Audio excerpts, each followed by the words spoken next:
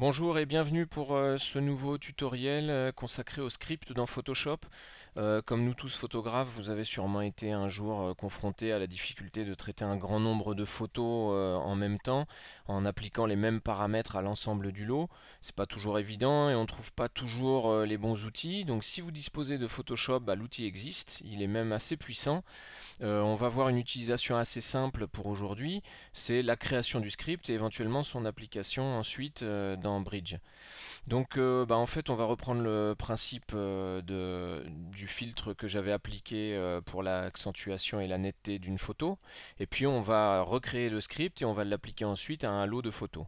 Donc on va commencer déjà par ouvrir une image. Donc CTRL O ou fichier ouvrir pour ceux qui préfèrent utiliser le menu. Donc on va ouvrir cette photo de fleurs d'abricotier. Elle n'est pas d'une netteté éblouissante, donc on doit pouvoir améliorer ça. Et donc on va créer un script qu'on pourra appliquer non seulement à cette photo, mais ensuite à tout un tas d'autres photos.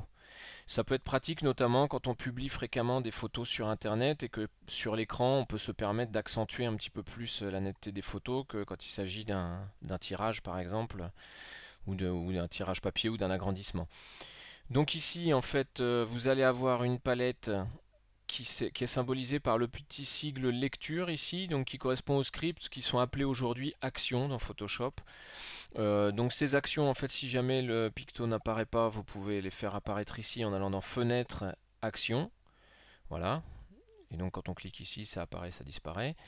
Et donc vous pouvez voir d'ailleurs que l'accentuation passe haut qu'on a déjà vu dans un autre tutoriel est déjà présente puisque c'est un filtre que j'utilise très fréquemment pour l'ensemble de mes photos publiées sur internet. Donc on va en recréer un similaire. Donc ici il était en valeur 1,2 pixels de rayon, on va en créer un par exemple de 1,5 pixels. Donc le principe est simple. On va tout d'abord cliquer ici la petite page qui correspond à la création d'un nouveau script. Donc je clique. On va me demander le nom du script, donc je vais l'appeler accentuation passe au,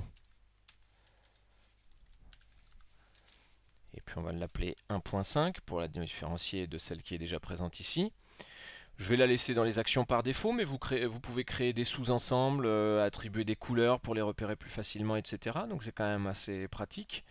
Vous pouvez même attribuer une touche de fonction si vous souhaitez le faire à la volée pour aller plus vite. Voilà, bon, c'est quand même assez bien fichu, quoi. Et puis ajouter éventuellement la touche contrôle si vous le souhaitez. Bon, là pour le moment, on va pas se casser la tête, on va faire assez simple. Donc j'enregistre le nom de mon nouveau filtre, de mon nouveau script, et c'est parti. Et apparaît ici donc la petite pastille rouge qui fonctionne comme un petit magnétophone. Donc le principe est simple, à partir du moment où j'ai commencé à enregistrer, c'est-à-dire dès maintenant, toutes les actions que je vais réaliser vont être enregistrées et pourront être sauvegardées dans le script. Et ce sera ensuite réutilisé. Donc à partir de maintenant, toutes mes manipulations s'enregistrent. Donc je vais reprendre le principe de mon filtre passe-haut qu'on avait déjà vu ensemble dans un autre tutoriel. Je vais le faire rapidement.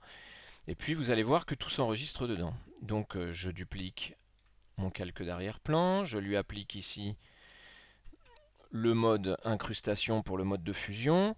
Ici, je vais dans filtre, je vais dans divers, passe haut.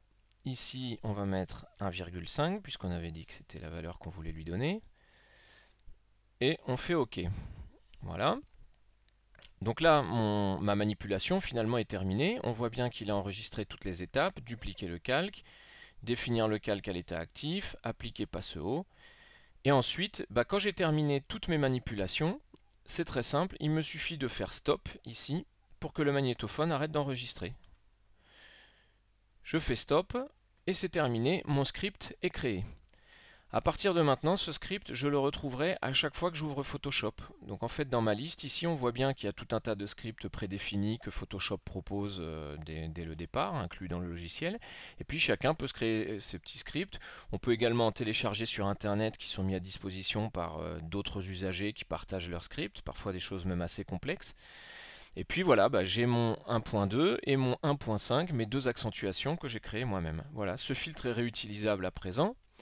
Donc ça veut dire que par exemple, si je veux l'utiliser de manière simple, ici, donc je vais enregistrer ma photo et la fermer. Bon là je ne l'enregistre pas parce que je n'ai pas forcément envie d'enregistrer cette modification.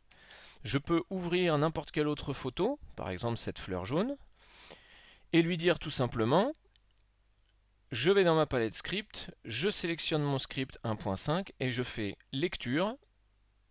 Et on voit qu'ici, en fait, le filtre s'est appliqué entièrement à l'image. Vous voyez d'ailleurs qu'il a créé automatiquement mon deuxième calque de copie avec le mode incrustation, etc. juste en un seul clic. Ça c'est pour l'utilisation basique, donc si vous n'avez que 2 ou 3 photos à traiter, éventuellement vous pouvez les ouvrir et les traiter individuellement et puis refermer en enregistrant. Voilà, c'est tout simple. Si vous voulez une utilisation, je dirais, un peu plus conviviale pour un lot complet de photos, on va passer à une deuxième partie qui est celle de l'utilisation de Bridge pour éventuellement redimensionner l'image en nombre de pixels, la passer éventuellement en JPEG par exemple ou en TIFF et appliquer ce script que l'on vient de créer. Voilà, donc le script est réutilisable à l'envie et on va passer maintenant donc à un autre tutoriel pour l'intégrer dans Bridge.